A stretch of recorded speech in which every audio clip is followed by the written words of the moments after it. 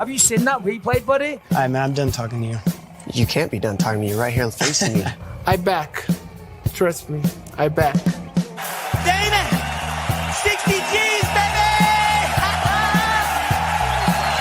But I'm not impressed by your performance. It's normal. Come on, guys. It's normal. You'll do nothing. You'll do nothing. I'm the man of the hour, Joe. Too sweet to be sour. What you see is what you get, and what you don't is better yet. I'm the women's pick. I'm the men's regret. And if you win against Chael Sonnen, you made a bad bet. I don't have much left to say other than you have seen nothing yet.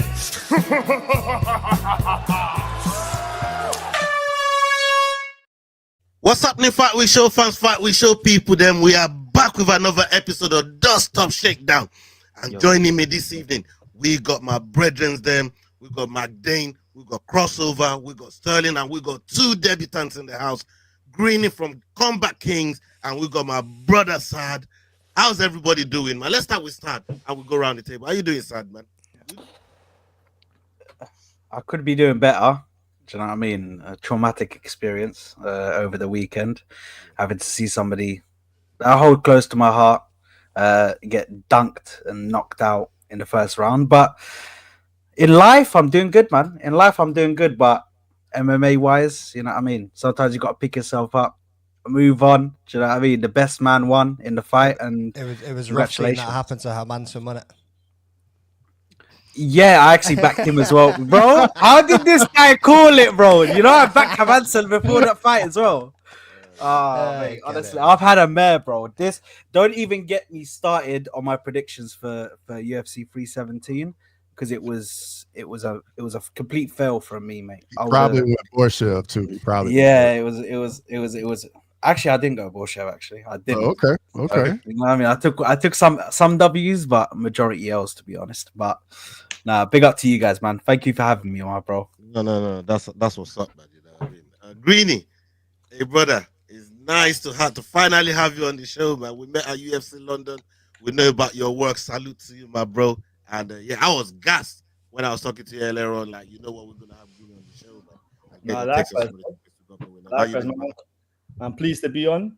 Unlike Saad, you get me. When you know what you're doing, win money, you get me. So I'm feeling very good right now, and I'm excited to be here, man. Pleasure to join you lot today. No, brilliant. It's Sterling. How you doing, my dog? Bro, can y'all hear me? Please tell me y'all can hear me. Yeah, we got you. I've been over here. Don't launch the microphone, bro. Don't launch the Dog, I have been stressing the fook out. I see we got two boys from across the fucking pond on here, son. The more and we get a little bit more fucking UKs in here that the day go by, son. The Americans came, we took over, and they're coming back to take the land. But July 4th, 1776, boys, for a reason. And it's coming soon. Never forget about it, boys. It's America in this bitch. Y'all know what time it is. So I'm about to talk about some MMA news today, man. Fook McDane, let's get this rolling, son. Shit. Oh, the boy said, fuck McDane. McDane, how you doing, man? Tell the brother there. Hey, I'm good, bro. I mean, no hate coming from me, bro. All love. I love you, Sterling. I love you. Even though you're an absolute cocksucker, but I still fucking love you. Yeah, I mean, but yeah, I'm good, bro. I'm happy to be here. Happy to meet Sad, and obviously, we met in London as well, bro. So all good to have you on, Greeny. Yeah, I mean, welcome, boys. This show gets a bit rowdy at times, but I've seen your live streams, bro. Like boys falling asleep and all sorts of shit, shenanigans going on. You know what I mean? Yeah. So I think you're ready for it. I think you're locked in. We're here, man. We're locked in, man. Their live stream is always a wild one, man. You know what I mean? Them brothers, they know how to, you know what I mean, how to run a pilot show, and we be trying. We be trying. No. You boys upped your game recently too. You had a sick little studio going on for a couple of those shows too, like. Oh yeah, no, that's going to be a mainstream thing soon, but yeah, we're just working on that at the moment, just ironing out some details, you know. Nice, bro. I love it, man. I love it. Love to see it. And Cross, how you doing, man? Grandma feeding you. Grandma Cross looking after you over there in Alabama. Did I say right, Alabama? Yeah, that's good. That's good. But hey, you are not wrong, brother. She is feeding me very well over here. It's gonna be hard for me to leave, I'm gonna be honest. But man, it's good to see you boys. Welcome in, Greeny. Good to have you. Nice meeting you, brother. Saad, welcome in. Nice to meet you as well. And ready to get into these topics. I have a feeling we're gonna touch on some good topics today. This man said good topics. I mean, what Leroy, the shit show that Leroy has put together for us is just pain, like pure pain, because there's going to be a lot of Ilya glazing today on some of the videos that Leroy has put together for us. And I mean, we can't avoid it. We're going to suffer. And before we go ahead onto the topics, I mean, this brother captured the moment. He captured the moment of everybody in utter shock of what Ilya did to do Bronx. And Cross, you want to show them boys that background real quick, McDane? Put it on full screen. You ain't got to do all that. Nah, I don't want to put him on You ain't full got to screen. do all that. We can get to it real quick. Get this fucking guy off. This is the face of No. Put your big ass bald head back right where it was. Look at all this right here. It's beautiful. Just look at this despair right here. The moment when Ilya just finished Oliveira, just is beautiful. Hey, it's man, beautiful. this show's bullshit, man. What is this, dude? What is this, man? It's beautiful. This is, bro. Man, no. I ain't gonna lie. Part of me was like, man, I don't know if I want to come on this if Cross is coming on this today. Yeah, I mean, look, Cross is going to be the happy hour of most of us on the show. He deserves it, dog. We went at him pretty hard with Usman and Buckley. We went at him pretty hard. Absolutely. He deserves it. This is his time to shine. Okay. We've got just before you move on, we always dropped Combat Kings YouTube in the chat. People go make sure you drop a subscription. Make sure you go check them out, people. And then also we got Big Sads in there as well, mate. So let's go and have a little look at that one and drop a follow. Yeah, I mean. Yeah, man. So everybody, thank you. Oh yeah, you see that's another one of my brothers there. We got gunners in the house tonight, man. You know what I mean? I'm on my own tonight, bro. You know what I'm trying to say?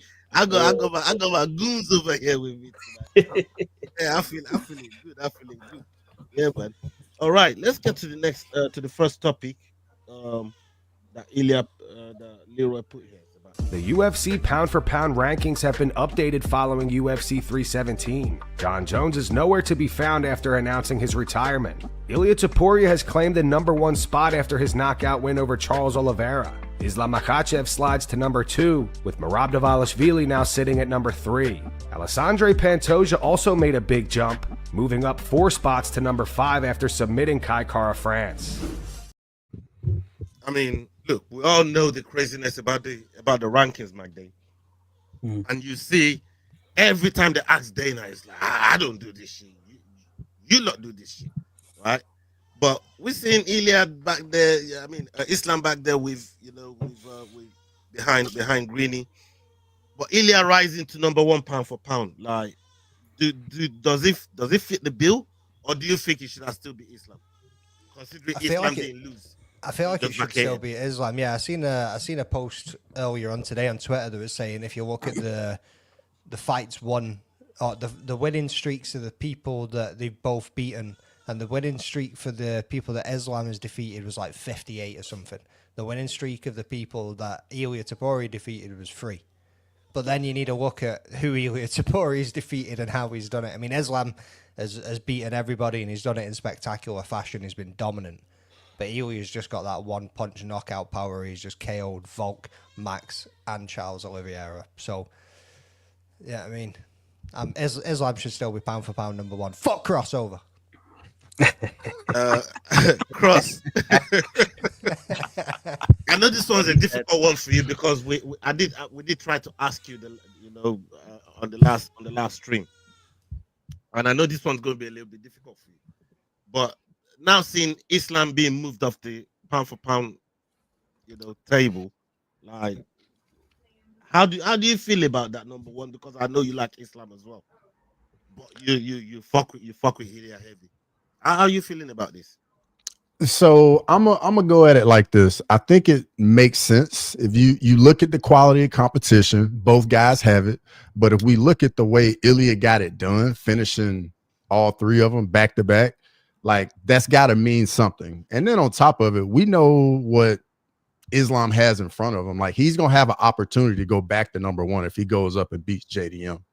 And I think if they make it more of a normal thing where like if you do something that's impressive and is making history, you should get recognized for it. Like, I'm not up here saying Islam isn't the best fighter in the world, but I think these guys and their accomplishments and what they're going out and actually achieving reward them, because then you go get more guys that want to do these things that we haven't really seen. I mean, Sad, do you feel the same way as Cross, or do you think activity actually is what dictates the rankings? Because obviously it's done by the media, but it's also based on activity. But then again, if we're going to say activity, John Jones was up there for a long time. Yeah, didn't really wasn't really active. So how are you looking at it? How do you weigh that's the thing for me, man. You have to call out the hypocrisy. If it's going to be about activity, then certain fighters should not be in there because they weren't active for a long time. If you're going to do it based on, you know, who they've beaten, in which manner they've beaten, I can understand why they've put Topuria up there as number one, because you can see that he's got the 3 fighters that he's done in a row are very, very good fighters. You have Volkanovski, who I mean, his history and his reputation in itself it speaks for itself. Do you know what I mean? Then you got Max Holloway, who savage. Do you know what I mean? Just an all-round great fighter and a great striker, and he put him out. Where I don't think Max Holloway got knocked down before that fight by anybody, and then got knocked out by Ilia Topuria. Then to come here at lightweight, where people are asking the questions: will the power translate? Will they be able to? Will he be able to carry that power that he had in the featherweight division over to the lightweight division? And can he perform in that same way? And he proved that he can. But for me, I do believe that Islam Makhachev is still the pound for pound number one best fighter in the world. The reason why is because he is that all-round fighter. He has shown that no matter what you put in front of him, whether you want to put strikers that are strikers like Dustin Poirier, if you want to put grapplers like Charles Oliveira, you can put any one of them, he will deal with them the same way. He would deal with them the same way, whether it be putting them into submission, whether it be striking with them himself. Do you know what I mean? He is the all-round best fighter in the UFC right now, as it stands. Before I give Cross a chance for a report, because I see him making faces on the screen there, I want to come to Greeny and see how you really feel about this ranking situation. Because look, we know Islam, he finished Volk like head kick shot, but got him out of there. We also see when he went into the guard of Oliveira, when he dropped Oliveira. As Sad brought up off earlier on, Ilya didn't really go in the guard like that. You know what I mean? He got him up and then finished on the feet. Like, what's your take on, you know, what's determining these rankings that we're seeing right now? I thought pound for pound rankings was just who's got the most Instagram followers. So I see how it goes. And then they switched it up real quick. But look, I was pointing at Islam. Realistically, I didn't know which way to go. I'm gonna be real. But if I'm being honest, the version of Ilya that we saw on the weekend, currently right now, that's pound for pound. Because if that guy fought the same guy that Islam was last time out, Ilya knocks him out. Now, don't get me wrong. He might be borrowing the top spot for now, because if Islam goes and beats JDM, like your boy said, like I agreed with everything Cross said, then he's just borrowing the pound for pound number one spot for now. But it remains to be seen. But if they fought right now, I think I'd be back in Ilya. I'm not gonna lie. Yeah, bro. I was gonna bring up that question, you know, down the line. But as soon as you mentioned it now, I mean, that fight in itself. Actually, I'm gonna, because there's a topic about that. I'm gonna leave that there. We'll pack that to one side for a second, and I'm gonna come to Sterling real quick and see what your take is on the rankings. I mean, who would you like to see up there, Ilya or Islam?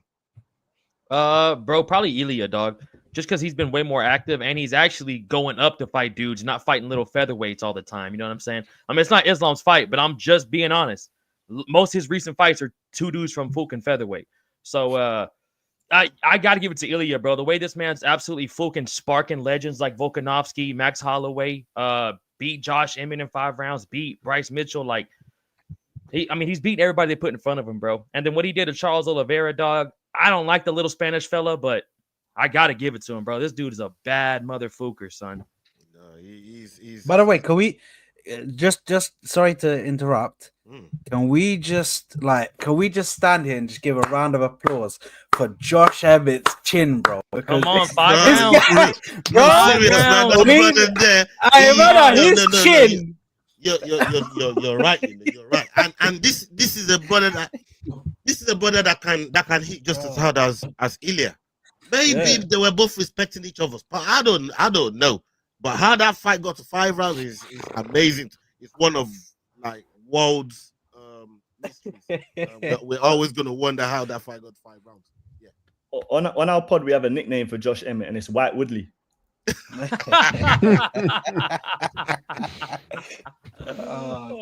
Woodley, man. That's crazy. Man. That's crazy. That's legendary, man. Man, shout out Josh Emmett though. That boy is a fucking monster, son. Maybe fight your mate Arnold Allen, son. Maybe find your mate. Not anytime soon. Yeah. How about today? Big news broke today, because I ain't been I've not hidden this from nobody. I'm happy that Diddy boss case, This is a mad segue, but I'm just saying, I'm so glad that brother boss case. They need to give him back his 1,000 fucking bottles of Johnson baby oil so he can get back to his freakiness. You know what I'm trying to say?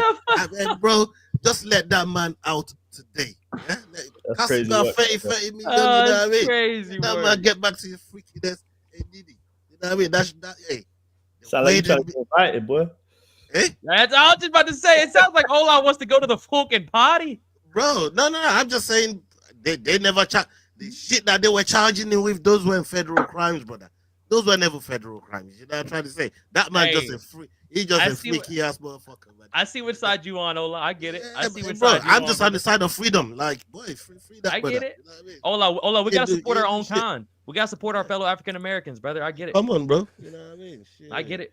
Anyways, man, don't African American brothers. Yeah, I like that story. I like that one. Come on, dog. All right, let's go to the next topic on the docket here. Let's see.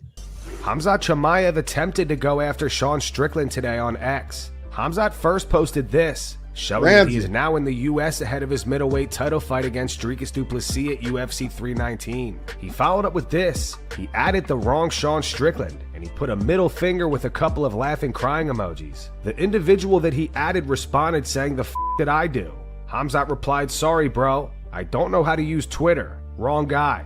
Khamzat ended it off by reposting this gif of Sean Strickland marching towards Paulo Costa. Yeah, man, we all know what happened with him marching towards Paulo like that. But what do you make? Look, I'll come to you, Cross. I'll start with you.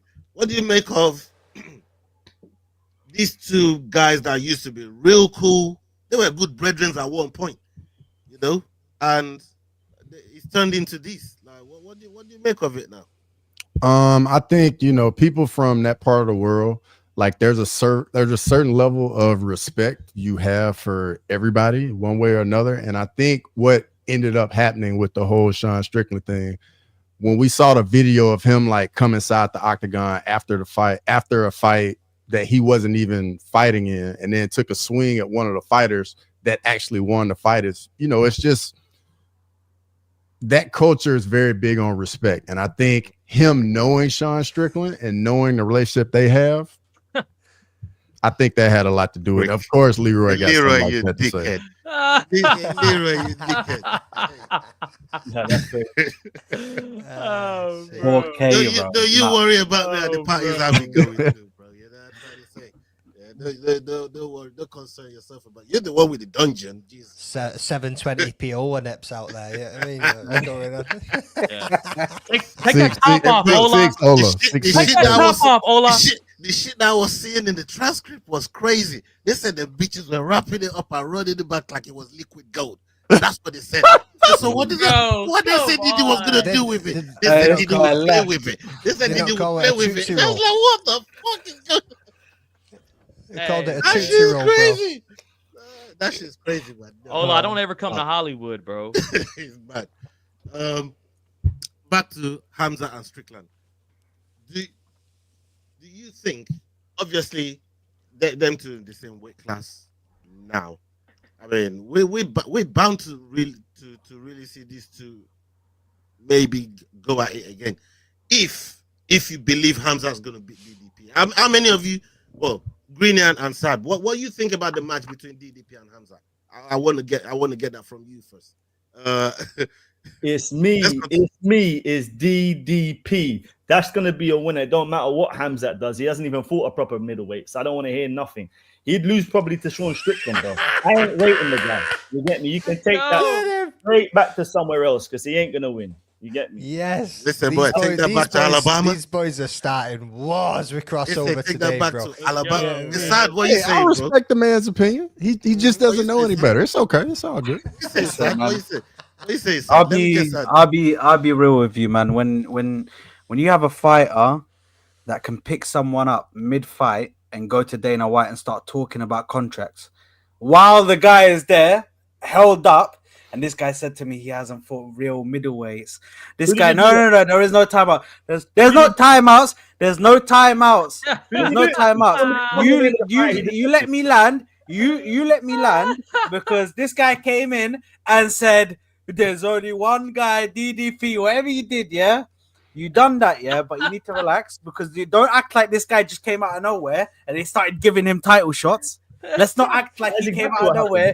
And let's not act like he came out of nowhere. He was fighting people. He was knocking people down. He was destroying people in the ring, bro, or in the octagon. Sorry. So let's tell me the names.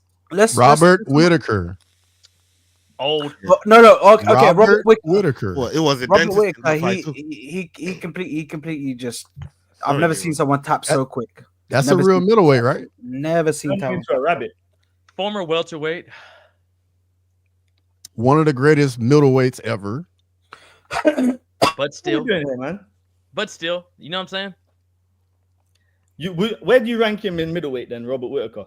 Cross. I'm excited to hear. He's top 5. He's definitely a top 5 middleweight. Well, where though? 5? He's definitely a top 5 middleweight ever. So you put. I don't even agree. I don't even. Is he not? Is he not? Then who is? Who? If he isn't, then who are the top 5 middleweights now? Izzy's up there. Anderson Silva. Yep. Pereira's better than him. Hamzat's better than him. Shit, if you put Kamaru at middleweight, Kamaru's better than him. How do you say that when I like that. How do you say that when Kamaru almost beat Hamza? But how do you say that when he's been a champion? GSP. Go to GSP. He was a champion at middleweight. Is he a top 5 middleweight? No. One fight at middleweight. One fight at middleweight, one fight at the weight class can't make you top 5 in the weight class. Yeah, but Robert Whitaker's resume ain't all that when you look at it. You know what I'm saying? He's lost in big fights. You know what I'm saying? Against people like Israel Adesanya, for example, who I know who's top 2 middleweight ever. You know, he is, but he also never really came up against no one with dynamic wrestling. That's his fault? No, that's not his fault. That's not his fault. I agree. He's probably the top middleweight of all time, is he? Right? But I ain't rating it. I know Kamaru's not a middleweight. I said if he goes up to middleweight, he'd be better than Robert Whitaker. That's my point. A guy that's 0-1 at middleweight. Yeah, against your guy. Yeah, but he's still 0-1. Has no win in the weight class. Not a single win in the weight class. Would you say that's Hamzat's best victory?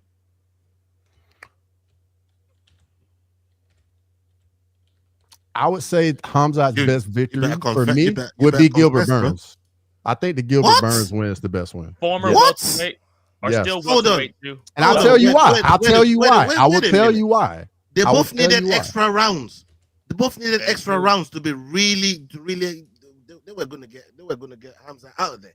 If Gilbert had another round, maybe he gets Hamza out of there. If Usman has extra rounds, maybe he gets Hamza out of there.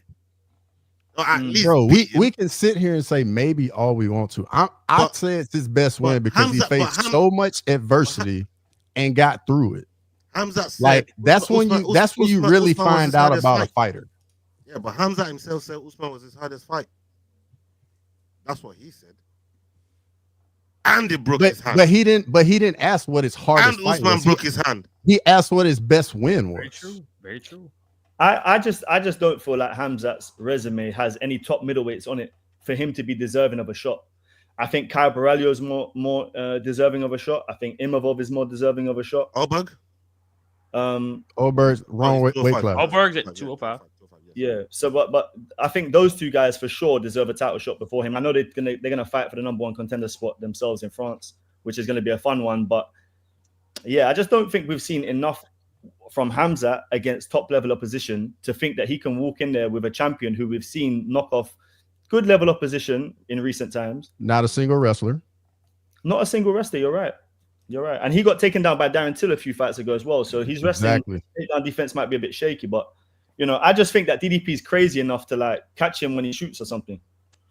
This is fair. Or fair point. Ride it out. Because I think again, if you get Hamzat past 1.5 rounds, we've seen his decline is rapid. So true. You know, that's what I'm hoping for with DDP anyway, because I want DDP to remain the champion for a little while. Yeah, you got to hold your breath for that 7.5 minutes. No, you're right.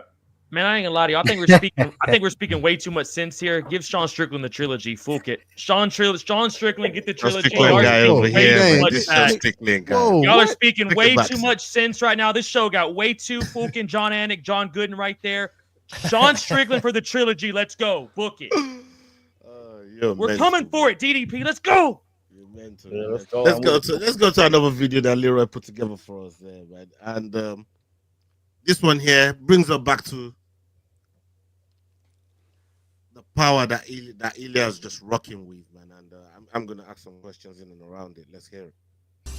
Merab Dvalishvili appeared on the Ariel Helwani show yesterday and discussed what it's like sparring with Ilia Topuria. Merab reveals that Topuria has dropped him twice with body shots. And I sparring with him. He has a great wrestling, great jiu-jitsu. We all know that he hits like... So were you sparring with him last week when he was here? No, not last week.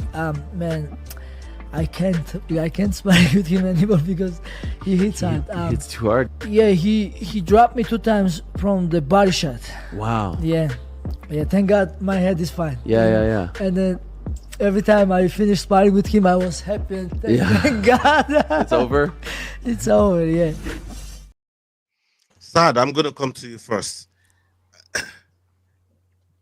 The power, you know, we was talking about it off air, and even in the chat, like the power with Ilia Topuria and it translating to lightweight the way he did, and then doing it to who he did it to.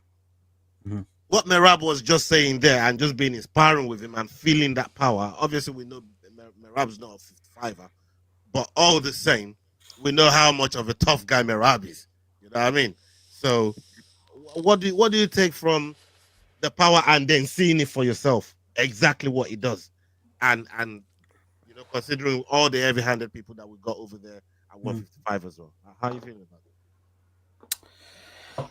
I mean, it makes perfect sense, bro. It makes perfect sense for him to say, like, do you know what I mean? I'm not sparring with this guy anymore because I was saying it before obviously the cameras came on and obviously saying it in my introduction, but I admire Ilia Topuria's ability to have a map of what he's gonna do and follow it to perfection, hit you with the right shots that he needs to. When he needs to go down to the body, he goes down to the body. When he needs to hit you in the face, he hits you in the face.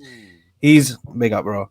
He's able to transition between whether he needs to drop to drop down. I think it's called switching levels or changing levels. Where he's able to change levels at the correct time, go down, hit the body, and then go up and then hit you with a face shot or hit you with a headshot. Like, and the power that he has is something that I right now I'm starting to question. I know we're gonna get into his next fights and all of that. Bro, I'm starting to question everything. I'm starting to question how many people on this planet can actually be, like, that are in the division can actually beat him. How many can actually beat him? Because I don't. Are we gonna get into it? So should I save that? No. I'm gonna save that bit. I'm gonna say because I got a lot to say about that. Right. Let me not get into it now, bro. Greeny. I mean, before I come to you, Greeny, shout out to my boy Olin. Olin is in the house. More Americans in the house. You know what I mean? Sterling, you know, you got crossover there. Now you got Olin. They're trying to take over on July 4th week, man. You know what it is. We had to get Captain America in here, man. July 4th, 1996. Come on. Hey. Greeny, the power I hear that Topuria is coming into the division with, it's not something that I've really. The last time I seen something like that was Conor doing that to Eddie Alvarez. Something crazy like that. You know what I'm trying to say? And to see it come into because it's one of my biggest doubts going into the bout. And these guys, I mean, Ilya got some of the best hands in the game, bro. But it's the way he's putting it together and the power to put. Do you think he continues to do this to 55ers now, or do you still have that doubt? I mean, it depends on who he's in there with. I think the toughest matchup for him is Arman, obviously. But I think outside of that, I think he gets rid of everyone quite easily right now, to be fair. At 155. Obviously, I'm not including Islam in that, but I'm thinking Islam's a 170 pounder now. So, yeah, I mean, if it's Paddy next, I think he gets rid of Paddy quite easily. I think really the only one that I'd be questioning is Arman, and I still think he probably gets rid of Arman as well. Did Arman look like he was wanting to take that fight on when they panned the camera to him? Oh, no chance. I mean, did he look like he wanted to take that fight, or did he look like people were saying the same thing about Ilya when Max knocked out Gaethje too. Exactly. So, but did y'all see Paddy's face before the camera showed him on the thing? Like there was a extended clip of that. Yeah. That was a great clip. He's like, oh, and then he's like, oh, let me smile for the camera. Don't look scared. That's great. That's crazy though. Sterling, your boy Sean O'Malley, he said, hey, listen, I'm glad this brother never answered the call out, bro. Bro. Sean O'Malley said, I'm glad this brother never answered the call out, and that must show testament to how greasy Ilya is, brother. Bro, I'm telling you that whole thing was perfect. Sean really, and I don't blame him, dog. Like, first of all, respect to be that humble to say that, knowing it's gonna go fucking all around the MMA world. But also, dog, I don't know who the fuck wants to fight Ilya next. Besides Paddy, Justin Gaethje, I think those are the only two that would genuinely want to fight him. Other guys, I feel like it's just like, fuck, I guess I'll fight him. And Cross, don't do that. If Justin Gaethje gets your little Spanish fella, we're knocking him out cold. We're going to put him on the fucking stretcher. Don't you fucking do that when we Yell louder so I can hear you. Yell louder so I can hear you. Hey, take your fucking top off. Come on, louder. Louder. Turn into a Diddy party. Sterling, what did you just say, bro? Take his fucking top off. This is like... Don't act surprised. It's a different kind of show, brother. Anytime any of you guys gives me an excuse to hit that button. It is a good button. That's a good button. Olin, look, we've been talking about Ilya. We probably got a couple more topics about Ilya, but just tell us your overview because you was at the fight. You was actually there. You was present. You saw what happened, atmosphere. Describe to the people, man, what everything was like over there, man, and tell us about the fight. It happened so quick, man. It was a blink and you miss it moment. The things that stood out to me most are, I mean, he's a man of his word, right? He said that Charles was going to bring that chaos, and he said something that really stood out to me in the media day. He said the reason it takes him so long typically to knock a lot of these guys out is because he has to close that distance because he knows he's coming in there with mostly a reach advantage or disadvantage. But he said with Charles, he has this kind of great lack of a problem where Charles is just going to move forward and think that he's the stronger guy. So he said, I'm going to knock him out faster than I've knocked anybody else out before because he's going to close the distance for me. He's going to walk onto something. It's exactly what happened. And of course, we saw Ilya walk forward into an elbow, but he ate it like it was a peanut butter and jelly sandwich, and he was 6 years old, hungry as fuck, brother. Like, he made that shit look clean and easy. And I genuinely agree with the man above me who said it. Like, I think both of you gentlemen may have said it. Like, I think he cleans out the division outside of Islam. But I've already told you guys what I think happens next. Like, I've had the pleasure of training with Islam, so I'm definitely biased. I just think he didn't want to fight him. Fuck off, I was dude. waiting on you, Fuck off, Big Dan. dude. I was waiting. I was sitting here genuinely like, Dude's already never brought that laughing. up before. Oh, man. Fuck off, bro. Listen, let the man gloat about training with Islam, man. Even if he had a 1 minute training with, let It the was man long gloat, enough for him man. to snap my pinky in half, bro. So I'll tell that story to the day I fucking die. Holy shit. He split it in half through a kick shield.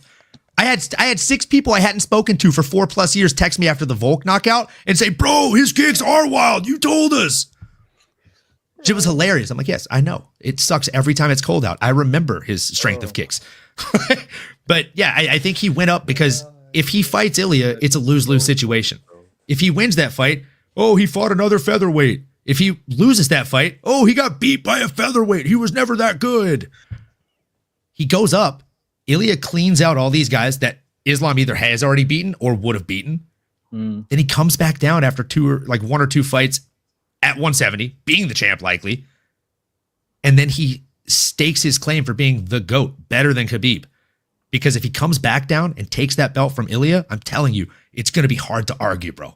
Especially if he goes up to 170 and claims it there.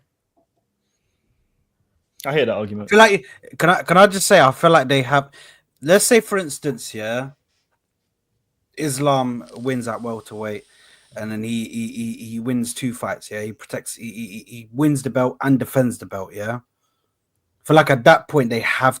I know they're doing this whole vacate. We ain't got time for this. We ain't got time for you to just hold up the division. But bro, that is a hold that thought. Hold that thought. Yeah, let me hold that. I'm gonna come to you straight to you after this video, man, because DC was actually talking about this very topic that we're talking about right now. Oh boy. So let's hear what DC got to say.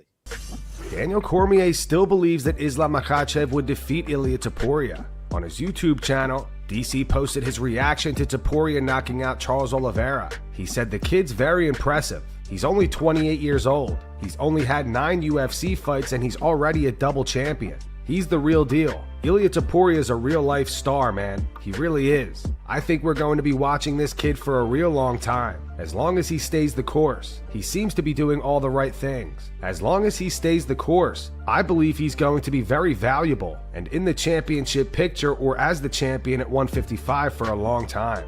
I think Islam gets by him, but I think Islam would be one of the greatest challenges he would have because they're both just next level. But right now he seems to be separating himself from everybody. It's just unbelievable. DC also gave his take on Ilia Topuria versus Paddy Pimblett. He continued, I believe that's a great fight. Paddy will have to use his size on Ilia if he wants a chance though, because he is not as good a striker as Charles Oliveira. And you saw what Ilia did to Charles, but you've got to be very careful on the Paddy Pimblett side to make sure you're doing the right things and try to get him down.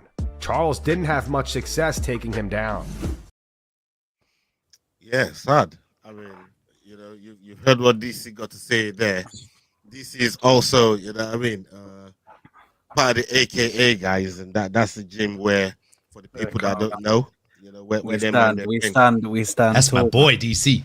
So we stand. What's your take on what DC is saying there about how Islam, you know, still has a chance to get back Ilya? Yeah, listen, I already said, man, Islam is the all-round fighter. I think he won't give you that reach advantage. He won't let you get the distance or do you know what I mean, get in the range where he could be in the pocket with you where you can knock him out. He won't let you do that.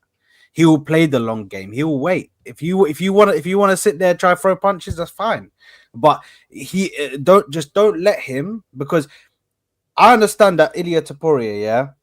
I was actually impressed with how he handled the grappling against Charles Oliveira.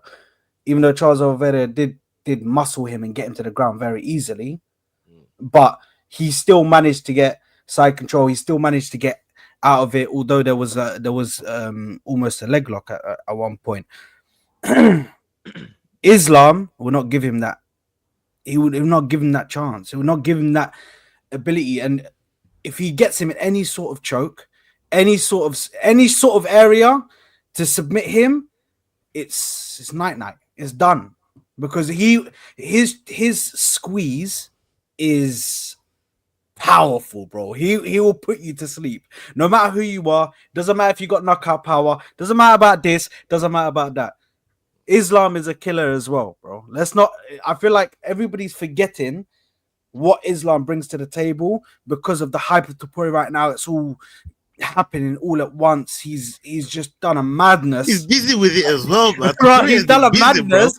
No, he's done a madness. Busy. But I feel like everybody's just forgetting about Islam and what he actually does when he fights, bro. Honestly, for me, I don't think he will beat Islam if he comes back down. But I feel like they've set up perfectly. If he, like I was saying before, if he gets the belt at welter and he defends it, he has to be offered the opportunity to come down with that belt and become double champ. He has to have that ability to go down and fight for double champ, real double champ. None of this stuff where they're having to bring their belts from home that they got given as replicas. He needs to be a real double champ with both his belts, Conor McGregor style. That's what we need to see, bro. That is going to be a massive fight, bro. That's going to be a massive fight, bro. Honestly, it's going to be crazy, and they will be talking shit to each other, 100%. Honestly, I didn't know that fight was for the title. When they put the double belt on him, I was confused as shit. I did not realize like when I saw him have the double belt, I was like, why are they doing this? I mean, you know what I'm saying? Ilya really Connor wasn't was trying to the show active that he champ. vacated 45. You know what I mean? That's, You know what I'm the reason saying? why the other belt was there. But Connor was before- the active champ, dog. The double champs need to be active with that shit. My bad. Go ahead. Owen. Yeah, bro. You know I what I don't know, mean? but- Like you need to be active. Bro, and holding I feel bitch like down. that same thing. Like they need to. It doesn't have the Conor same never ring defend. to it, bro. You gotta be I active. don't even defend. I was just about to say Exactly. I was gonna say, like, what are you talking about? Okay. Connor never He wasn't being an active champ. One time. Connor never defended, brother. Okay. You're riding the wrong nuts right now. Who did he beat though? Who did he beat for it? Chad Mendez? For which belt? For the one that was higher up, he beat the Underground King. For featherweight. Aldo. Jose Aldo. Aldo. What you mean? Aldo. He knocked him out in 12 seconds. So when was the Chad Mendez fight? Backstep When cross. did one Chad before Mendez that. was the fight right before that. It was on short notice okay, my bad, because my Jose bad. Aldo pulled out on short notice and Chad Mendez stepped in. I still to good this looking day out. will die on this hill that Chad would have won that fight with a full camp. Oh, dude, Chad was a dog too. Chad was at full. I'll die on that hill.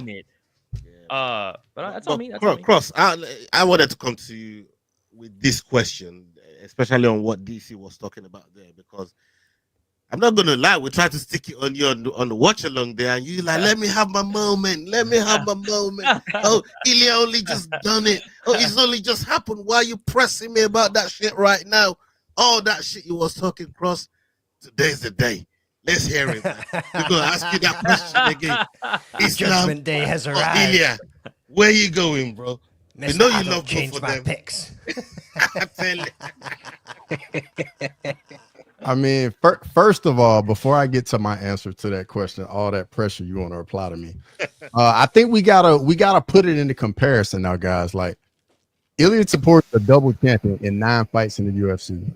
When Islam ninth fight rather, he was 8-1 and he was fighting Drew Dober. So think about that for a second. Ilya Tapor is 28 years old. Done what he's done, amassed 3 better wins than Islam's 3 better wins, arguably the 3 greatest wins in the sport. I'm just saying, like, you gotta respect the accomplishment, and I get it. Like, that's not Islam's fault if nobody wanted to fight him. I'm not saying it's Islam. He had 8 people decline to fight him during one attempt to get a fight, brother. Come on. Nobody wanted to fight him. I also want to say, no shade, no disrespect, but then you also need to weigh up the depth of the lightweight division versus the depth of the featherweight division, and how quick you could have climbed them rankings. And you also got to throw in Islam had a loss. And we he's got to throw that in there too. Adriano Martins. Yeah, we all fucking know, bro.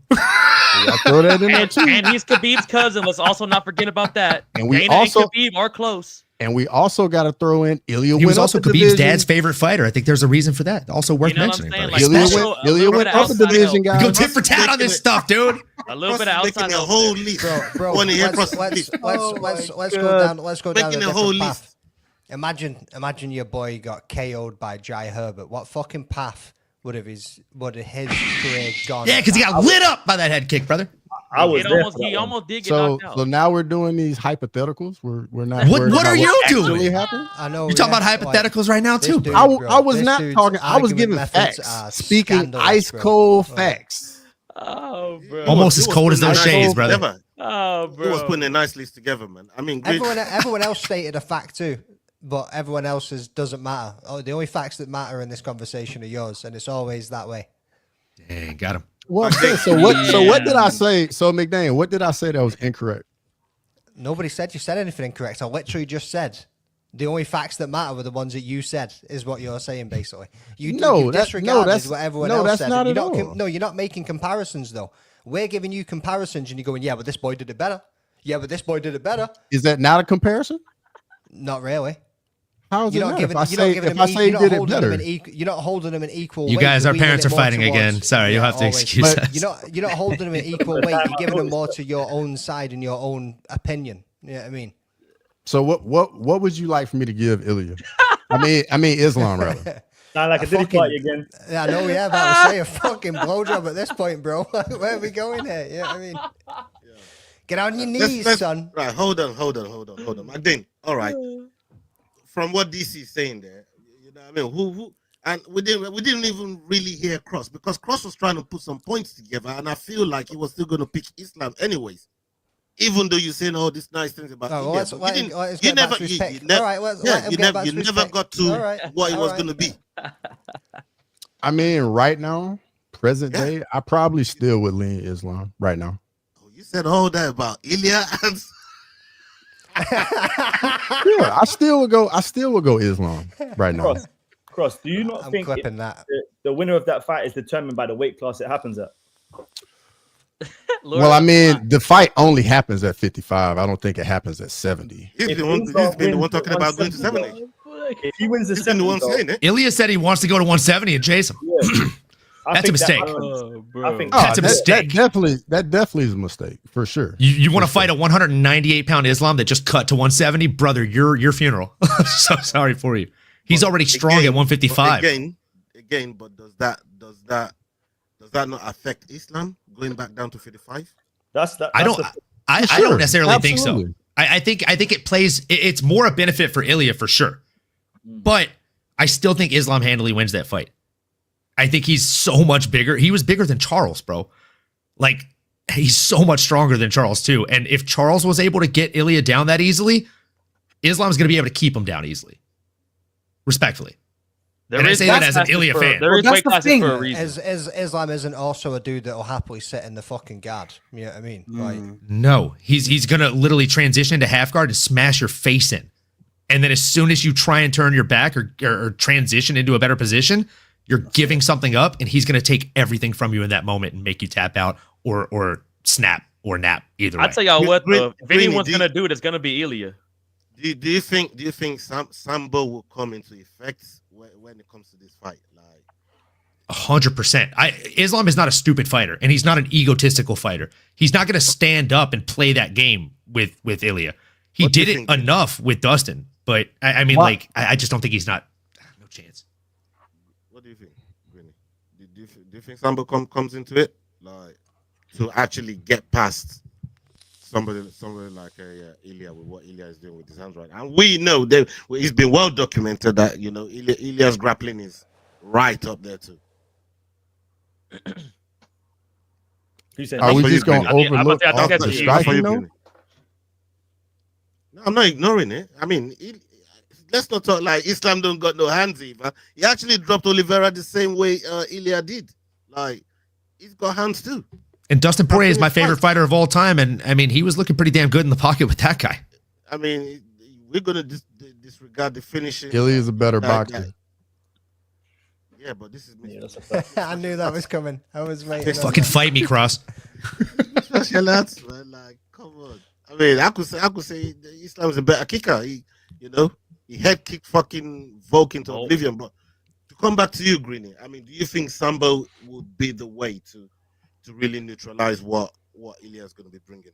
I'll be real, yeah. I feel like I've been watching MMA for a number of years now, and MMA hits with waves. Like, you get fighters from one region that seem to come in and take over, and they take over the game for a couple of years. Then the next group come in and take over. I feel like we've had the Dagestanis have us in handcuffs for the last 5 years, 6 years, 7 years, however long it's been since Habib came in the game. I think their time's slightly coming up, man. I think Umar losing against Marab was the turning point. I think that now they're not seen as these group of guys that you can't beat. You know, I think once you have that one chink in the armor, you go down like the Titanic sub, bro. You know what I'm saying? So I'm saying I think the Dagestanis lose. I think Ilya beats Islam if they get to it. Probably because it's at 155. I don't see the Sambo really having too much to play because I feel like Ilya's ground game is legit, man. We haven't seen it enough, but what I saw against Charles was crazy. I've got to throw in Marab is also a world Sambo champion.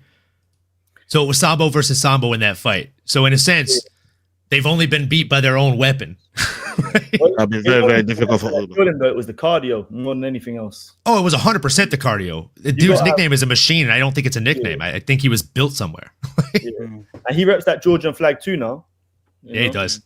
Yeah. So I think Georgia's seeing a real resurgence in MMA right now, too. it's just the opposite side of the mountain, man. You just got to It's crazy. Swimming in a different river, but they're all swimming upstream. I'm interested to see where Toporia's brother goes, though. Bro, I was thinking that's about going to be too. interesting, bro. Bro, because he does not look as half good as Ilya. Yeah, bro. I'm just interested to see where he goes, though. Yeah. He's gonna wrestle against Wellmaker, though. Hey, him versus Wellmaker's gonna be interesting, dog. I Because thought Wellmaker's coming to kill you. I thought he was next up until I found out that guy's 31 years old, man. Yeah. Hey, I've never jumped off the train so quick. Wellmaker's 31? Yeah, he's 31, though. Holy shit, that guy looks like he's like 22. Yeah. I thought he was Blazing, man. Blazing. Yeah, them I mean, he literally he hit the gene jackpot, brother. Yeah, he's getting it from both sides. He's gonna lose one of his next few fights. I promise you that, Wellmaker. I don't know, bro. We got a question there. We got a question there from Murphy. Can you put that one back, Magdalene? He says, "What venue you reckon the fight would be?" The Ilya versus Madison Square Garden. That is it would be the stadium in which Real Madrid plays in Spain. MSG. No, Bernabeu. They MSG? won't do the Bernabeu, Islam's bro. not fighting in the Bernabeu, man. No, they won't do the Bernabeu, bro. That has You don't to think be so? Paddy. That fight has to be Paddy. I don't know why. I don't know how. Whenever I they agree. are, have you lot clocked like in the presses? Yeah. Whenever they ask Dana about like a fight in Spain, don't like he stadiums. looks so uncomfortable, bro. He looks so uncomfortable when they ask Don't him like that question, stadiums bro. are like- He looks like they've just Yeah. asked him to go to like a mad place. They've asked. It's like they've asked him, "Oh, can we have an event on the moon?" Like, It's like 'cause he's a ghost. like, why are you Hey, so uncomfortable hey, about but going do to you- Spain? Do y'all know is Crawford versus Canelo gonna be in the stadium? Yeah, like there's been fights in the stadium Because down here. if it is- I don't believe so. Because look, the only reason I'm saying it is because if it is because Dana's already promoting it, maybe he fucks with it. Maybe after this, maybe we get some stadiums. I don't know, bro. And then maybe we'll get Ilya versus Islam or Patty or It's at Allegiant Stadium in Vegas, brother. oh, it's okay. It's at a football. Where stadium. it's where the Raiders play. I feel like it'd be at the MSG, man. Yeah, it is. Of course it is. That's what Tom Brady was saying at the GOAT talk. Bro, I'm telling you, a soccer stadium would be fucking amazing. I mean, if it's not going to be somewhere in Spain, I could see MSG being the right place. The It's where Bernabeu legendary is, fights it happen. could be either if they did it in a football stadium, it's either Bernabeu or the new camp because they're They both. ain't no new camp, They It does just it with been the built. English fighter though, like a Paddy. just been built. I think that will build up a lot Maybe more. And because he's a Real Madrid fan. Ilya's he not won't be fighting new in the camp. new camp. If they do it with Patty, then they have to do it at Anfield Stadium, right? Yeah. Like that's if it's Patty versus Ilya and you're trying to do a stadium show, I feel like Anfield's the way to go. Bernabeu's got more seats, but I think he would. That's why Anfield's the way to go. This is a test. No, but And then if it sells out, then you do Ilya versus Islam at Burnham. Paddy would need to hold the cards. It's also in the northwest of England, bro. All it Fair. fucking does in the northwest of England is all the rain, worst bro. weathers in the world happen. I think that's another reason that Dana doesn't want to do it is when you're doing something indoors, you don't have to worry about the weather, and the weather is an unpredictable thing that can take millions of dollars from you. Literally, like running with doing it in stadiums right now in the Czech Republic. I mean, they've been in Prague and everything, doing it in football stadiums. No rain, no issues, no shit. There's places in the world it can happen in a stadium. I honestly don't understand why they don't do it in stadiums in places, but he isn't interested. I think Dana's going to have to step away from the fucking piece that he's in, and someone else is going to have to take over the role to actually get Hunter to that Campbell. point, to be honest. Yeah. Hunter's going to get us over that line. By the way, Bernabeu in Spain is not a problem for weather because they got the roof. Yep. So they can close. They can close the roof. So see, that's what I'm saying, bro. Problem. It literally isn't a problem. The weather. What's the max capacity there? Like a million people. No, I think it's A million people. A million people, brother? Nah, I think it's over 100. I think it's 80K, 80,000. Quickness to that. Hey, you were ready to go. 84,000. 84,000. The confidence in which he said it, I was like, is he right? Is he bullshitting me? A million people, bro. Yeah. Magdalene, let's move on to the if they're sitting on each other's laps. Next question. That'd be awesome. We're gonna go through this video here, and Magdalene, I'm gonna come to you first with your take on it. Let's hear it. Aljamain Sterling versus Brian Ortega is set for UFC Shanghai on August 23rd. Aljo broke down the matchup on his YouTube channel, admitting that Ortega might have the edge when it comes to grappling. Still, he's confident he'll get the job done, with his sights set on earning a shot at the featherweight title. I think this is a fun matchup. Two guys that fought for the belt. I became champion, the most title defenses in UFC bantamweight history, and then Brian Ortega, I think he's fought for the belt 2 times now. I think he's a really good grappler. I think I'm just as good of a grappler. I would say he's got the edge in grappling though, like straight, pure BJJ. Now I'm in the mindset of how much striking I've been working. I really would like to show that. But then if we go and grapple, like I've still been putting in a lot of time with my grappling as well. I think that's gonna be a really fun fight for the fans to watch. As long as Brian is attacking as well and trying to advance position and not just kind of trying to freeze me out. If I do get a takedown, just try to hold the position to make it slow. I think it's going to be some fun grappling exchanges, which the fans are going to love it. I think the fans are going to win. I fully intend to go out there and win this one and continue my path back to the title. So that's kind of where I'm at. Yeah. So Magdalene, I mean, we heard what Aljo is saying there. This fight between him and Ortega, how do you see, first of all, and where do you think a lot of the action is going to take place, especially with the skill set that both of them is going to be bringing in, which we both know they're both very, very good grapplers. Like, how are you seeing this fight? It's the old grapple versus grapple. They nullify each other, and we're just going to see it standing. Yeah, I mean, it's going to be Bo Nickel and Paul Craig all over again. Like, Paul Craig, just not to that level, I suppose. But well, maybe a little bit to that level. He's right. Yeah, I mean, like Ortega's straight Brazilian Jiu-Jitsu is something that he's going to be looking at working on the transitions and going for the submission. Where Aljo's going to be looking at trying to go for the backpack, laying some ground and pound, and trying to get a rear naked choke. Do I see it staying on the ground much and seeing epic grappling transitions? Probably not. Yeah, I mean, they're probably going to see more striking. And I'd be leaning on Ortega being a live dog on this one, to be honest with you. But at the same time, I can see Aljo just wearing him down with that backpack and the ground and pound. Aljo will definitely have a higher strike output, I believe. Sterling, how are you feeling about that? About that bout there between Ortega and Aljo? I think what McDane said is pretty good there, bro. Like, we're not gonna get a lot of high level grappling here, and it's that these boys are old. These boys are old. No, I'm saying they're in their fucking 40s over here, but these boys been in the game for a long time, and for fighting, these boys are old. I think Aljamain is a bit more explosive than your boy T City. Ola, I hate to do this to you. I'm so sorry, man. But I'm sorry, dog. Yeah, we haven't seen him since Diego in UFC Noche, bro, and he did not look great that fight. I know Diego Lopez is a fucking thug, though, so anybody he fights is not going to look that great except your Volkanovski. But, bro, I just really think if this stands on the feet, I think Aljo gets the better of him. And if it goes to the grappling, especially if Aljo puts that body lock on him, son, I mean, they call him the human backpack for a reason, dog. This dude's grappling is elite. So I think Aljo gets it done, bro. I thought Ortega was going to lightweight as well. Like, yeah, what happened to that? Changed the heart, apparently. Them boys big at lightweight. Them boys big. You got something on this, Greeny? Firstly, I'll tell you why he didn't go to lightweight. There's a guy called Ilya Taporia. I don't know if you heard of him, but the moment he came to France City, it was like, I'm out of here. I don't want none of that smoke. Yeah. Oh my God. My honest opinion on this fight is I don't give a fuck. Both of these guys are done. They're not going to get back to the top. This is basically like watching GFL at this point. So I don't give a fuck. I think Aljo probably gets it done just because Brian Ortega will probably hurt his toenail or something. I don't know. Even double dagger. All right, yeah, we heard what he don't like this fight, man. Sad. What you think? Sterling, Cheeto, and Chris Tucker. Yeah, that's perfect. Lakers in 5. What are you thinking about that fight there? I'm going Aljamain Sterling, man. I'll be real. I think it does stay on the feet for a bit. I do agree. That grappling versus grappling, we are going to see it stay on the feet. But I do feel like Aljamain Sterling will be able to find the breakthrough eventually and be able to get the win. But listen, I wouldn't go as far as to go where Greedy went, where he's just saying like they're both finished and it's crazy. That's a bit mad. They're going to win the belt. No, they're not going to win the belt, but they can still be. Man.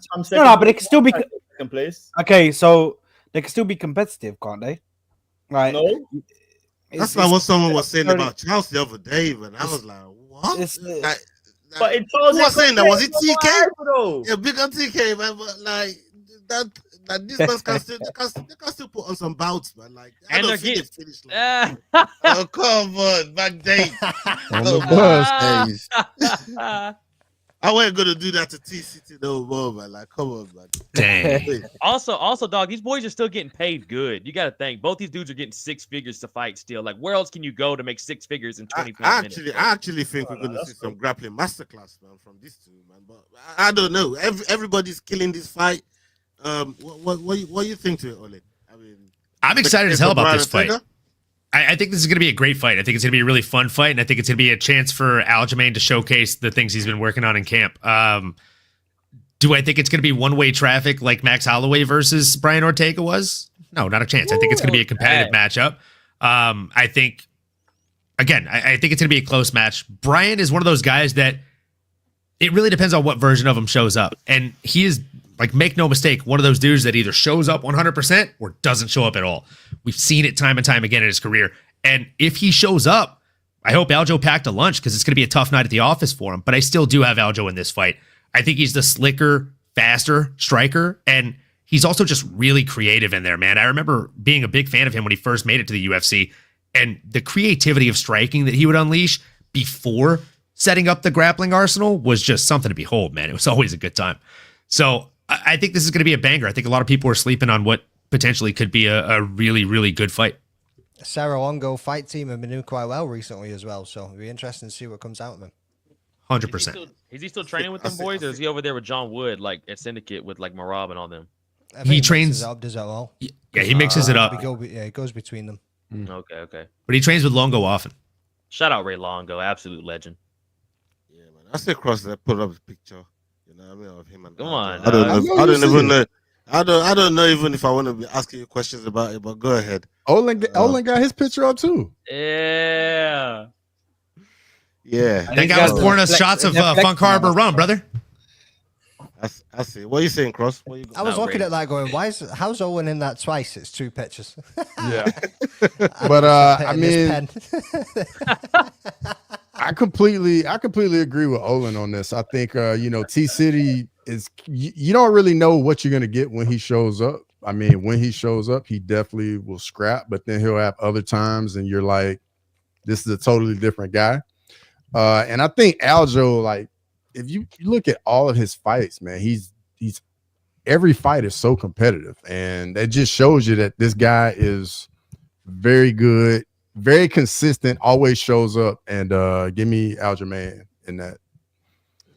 Owen, who was that skinny dude in the picture you just put up? That was a skinny version of me about 45 pounds ago. No, the other skinny dude. Asshole. That was a good setup. I don't know why it's not putting the virtual backdrop up again, but yeah, that was me in DC. He was training for John Jones, so he was less or more pounds off than I was back then. All right, we're gonna go into the last topic here and get the takes of everyone on it. I'll come to you all in first. I'll stay with you, and then we'll work our way up. Let's hear the video. Islam Makhachev's coach Javier Mendez believes Arman Sarukian is Ilia Topuria's biggest threat in the lightweight division. In an interview with Submission Radio, Mendez said, "I see Justin Gaethje potentially giving him some problems. Arman Sarukian would be the one that, in my opinion, might give him the most problems, because Arman's not going to stand with him. Arman's going to make it a grappling war, so it's going to be a war of attrition. Can Ilia survive the continuous ground attack that Arman's going to put on him? That would be the test. Can he do that? I don't know. Maybe he can. Look what he did to Charles. Charles came in for the takedown. He freaking switched it on him in midair. That was very impressive." Mendez then gave his take on who's the tougher fight for Islam between Ilia Topuria and Jack Della Maddalena. He continued, JDM is the tougher one because of number 1, the size, number 2, he's good everywhere. If it was just boxing, then we don't have to worry as much because JDM's boxing is not as good as Topuria's. But overall, his kicking, his knees, his overall game is very good. Yeah, man. Olin, we know about Javier Mendez, and he's one of the best coaches there on the roster. What do you think of what he's saying there about the comparison between Sarukian, Ilia, in relation to what he got going on with Islam? Yeah, I agree with everything Javier says, man. For the most part, he's wise beyond his years, and he's a great coach. And what he said is facts. I think the hardest fight in the division is Arman Sarukian for Ilia, but unfortunately, he's not going to get that fight. Like, me and Crossover had the pleasure of being at the event that Arman pulled out of, and incredible production crew for the UFC because they put up the wall scrolls on the stadium, they reprinted all the merch, and removed Arman Sarukian's face from everything. They had Money Moicano's face on the shirts. They had Money Moicano's face on the wall panels. And you got to think Dana White lost millions of dollars because of that. So I don't think he's going to want to put Arman Sarukian anywhere near a title fight anytime soon unless he earns that shot in spades and blood. But it's facts. He was pretty pissed that they put Paddy in there to have the face off. I was gonna ask, but there's also been a rumor that there's Gaethje. I was going to say, there's a rumor that Paddy's facing Gaethje. DDP said that. Paddy tweeted yesterday saying, if you think I'm fighting in August, you're mad, basically. Yeah, so that could just be smoke and mirrors. Yeah, I think it might be smoke and mirrors, if I'm being honest. Like, have you seen him though, bro? He's I mean, how far? He does look big, but I've seen him lose more weight in less time. I don't know, bro. He's pretty chunky. The guy is like my name of my show is MMA Anomaly. The dude is a fucking MMA anomaly. Like, the way that he loses weight is insane. But yeah, Arman is the hardest test, hands down, for Ilia right now. And I do think that they're right in saying that JDM is a tougher test for Islam, because guys that big are harder to be knocked out. It is a stat. It is a fact. And if you're coming up yourself to knock out a larger guy or to grapple or take down and manhandle a larger guy, you're going to be at a bit of a strength deficit, right? Good thing for Islam is he's typically a large lightweight, but he's still going to be giving up quite a bit of size, in my opinion, to JDM in there. And JDM is somebody who's fought at 170 his entire career, to my knowledge. He knows how to carry that weight, right? It's like putting a new body kit on a car. You're going to waste a little bit more gas mileage than you're used to if that's a heavy body kit, yeah? And that's what might end up happening in there with Islam against a heavier guy, being heavier himself. But I do think that the better boxing between the two of them is exactly what Javier said as well. Like, it's Ilia. It's crisp. It's clean. The counters are perfect. He makes people miss within like a centimeter, not even an inch. And then he makes them pay. JDM has strength, and there's a reason that JDM's nose does the shit that mine does, and Ilia's doesn't, right? So JDM's okay getting hit. Ilia not so much. Have you heard the rumors of Islam struggling to make weight or struggling to put on the muscle that he needs to fight? Because apparently the way he's trying to do it is he's trying to put on muscle rather than just weight. Do you know what I mean? To make the weight. Yeah, he's trying to make significant muscle gains. And obviously, like that's a tough route to go, especially when you're not John Jones and you don't have a 3-year padded wait time to do that. He's trying to do it in a much quicker span, right, Cross? What I wanted to ask you, is, do you think he's been unfair? Now, do you think UFC is doing too much in terms of how they're treating Arman now because he missed that fight? Because obviously we've seen plenty of times when they've asked somebody to be a backup, usually you if the fight doesn't fall out, you're next for title shot. Do you think they're doing too much in terms of how they're treating Arman? You know what? I think they are, but obviously we understand why they are because of what happened previously with Arman. I think the bigger point here is what the fuck are the UFC rankings? Because if it's not going to be number one fighting for the belt, then what's the point in having a ranking system? Facts. More recent times, this shit is WWE, man. Yeah, you know what I'm saying? This is whoever the fan favorite is. Like Joshua Van, I know he filled in for Cape the other day, right? Easy. He beats up Roy Val. He's ranked number 12. All of a sudden now he's fighting for the belt. It's like certain things don't make sense. I think they need to He's ranked number 1 now. He's ranked number 1 now. Maybe he's next for the title shot. Already did the face off with Pantoja. Pantoja's going to school him though, bro. You do know that. It's one of the losses that's going to project him in his career. It's going to be a good thing. It's going to be a good thing. I said the same thing yesterday. Same exact thing. It's I mean, bro, good for him, but he's only going to learn. I was about to say, someone said against the Roy Val fight. I forgot which one of you boys said it. Like, even if he loses against Roy Val, he's going to level up tremendously after this. That was a scrap, though. That was the fucking war. And had a fight 3 weeks before that. I mean, that shit's gangster. And he's only 23 years old, boys. I don't know what y'all 20 fucking. Man. But Jesus, Joshua Van is my guy, bro. I swear, man. Bro, that guy is unbelievable, bro. Dog, he is the coolest mother. I trained with him a couple times here at Heritage Muay Thai, bro. He's the most laid back, like chillest dude, and that motherfucker's fast, bro. That motherfucker is quick, son. Y'all the same size too, huh? Nope, I'm 6'3", brother. When did this happen? By the way, Pantoja slept Islam. Imagine. Wait, what? Pantoja it's a joke because it's a meme because Adriano Martinez looks kind of like Pantoja. Yeah, and then they put Pantoja's picture up for Adriano Martinez. It was I was like, wait, what? And anyone else got anything on what Javier Mendez was saying there? Or? So remember when Islam and Arman were supposed to fight, and we were all talking about it. As Greeny mentioned a minute ago, the debut of Arman Saryukin and how well he actually did against Islam, but then we need to think about how long ago that was, and this is what we talked about during the time of that fight. And we were talking about the rise of Islam, how he's improved, and how much Arman's improved in that time too. But Islam was levels ahead of where Arman was when they were about to have that fight last year. Or was it earlier this year? Earlier this year. In January.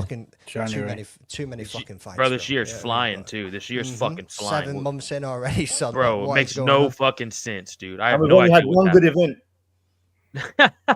Hey, Grimy, I was saying that, bro. This is the card I was genuinely the most excited for. Like all year, like I genuinely could not wait for Saturday. Like it was old school UFC. Like I was fucking freaking out for this main card. No, big facts. It gets better from here though. The summer. Bro, them fall cards, them winter fall cards, the UFC absolutely stacks them things, bro.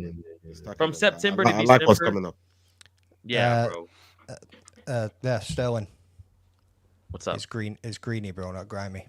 My Don't bad, worry dog. about it. Don't worry about it though, Bad, Greeny. This dog. man is notorious for fucking names up. Yeah, my bad, dog. Man, like, We blessed. I just had that little twang on it. You know what I'm saying. Greeny, hey, come on, dog. Come on, dog. It's a bit of an accent tang, brother. Peyton Towerbot, fucking Daniel Contagious Zay Hooter. Rumors. Contagious Rumors. Contagious Rumors is a legend. Yeah, he's Zay horrible Hooter. with it, right? Zay Hooter is a good one. Zay Hooter. Almond Sarukian. We need to cut Almond's bitch ass. He's nailed Kennedy and Zachiku though. I'll give him that. Nice job. Nice job. He's had to work hard on that one. He's had to work hard on that He one. practices in the mirror every morning. Dog, I say that name when first thing I do in the morning. I say that name just for the funsies of it. It's like Just Rose for the saying funsies. I'm the best, but he's in the mirror going Kennedy and Zachiku. Kennedy. Come on, and Zachiku. dog. Come on, ahum do Elah. Come on, dog. What? Come on. Did you just talk about some Cajun sausage? Did you say andouille somewhere in the middle of that? Come on, dog. That's for you. That's for my fellow. What did you just say? That's my fellow African American brother, dog. You would. It's a different taint. Leandro Almond Sarukian. I am telling you, dog. Hey, and honestly, Armin should be whatever. He should be allowed. He should be fucking happy he's allowed to still be in the UFC. I thought they should have cut his bitch ass. I'm be honest with y'all. They should have gave him the Muhammad Makayev treatment and sent that boy to karate combat. That's what they should have done. You know what I'm saying? Everyone's talking about should he fight Ilya next? Motherfucker, you need to fight Fiziev next. You need to go down the fucking line and start from 15 back to 10 before you even think about your little ass. You know what I'm saying? That would be a good fight. Bro, go fight Fiziev, dog, or go fight somebody like that. Like you're trying to fight Ilya and Justin, doggy. We almost lost an event because of you, because you want to impress Nina Drama. What the fuck? Like, I don't know, bro. It's to be fair, he has been doing that exercise for years. Like you can't hate him on that. Like he has done it multiple times in the past. I've seen content of him doing it before. Like that is true. That is true. All right, people, we're going to wrap it up right now. Salute to every single one of you. We've done an hour and some change. Big up everybody that stuck with us. And salute to Greeny. Thank you for your time. Sad, welcome to the channel. You know what I mean? Thank you for your time. Yes. All our regulars as well. S-Dogs, Rambling Dad, Crossover, MMA normally. Big up yourself. Big up our boys. The Making the Walk as well. Head Kick Pod. And my boy Kraken. That could make it today. So big up every single one of you. So we're gonna be back next week because there's no fight this weekend. So yeah, we're gonna be back. No, man. Make sure you turn in the notification bell. But I timed that family trip well, you know. Yeah, I mean, bro, I'm away it's this perfect weekend, where you can get them in this breaks. Yeah. A lot of sleepless nights on Saturday nights, man. It's crazy. All right, yeah. Hasta la vista, people. We're out. Salute. Peace. Blessings. Hey guys, this is John Anik from the UFC. You're watching the Fight Week Show. Please subscribe. Not now, but right now. Subscribe to the Fight Week Show. We'll see you guys on the road soon.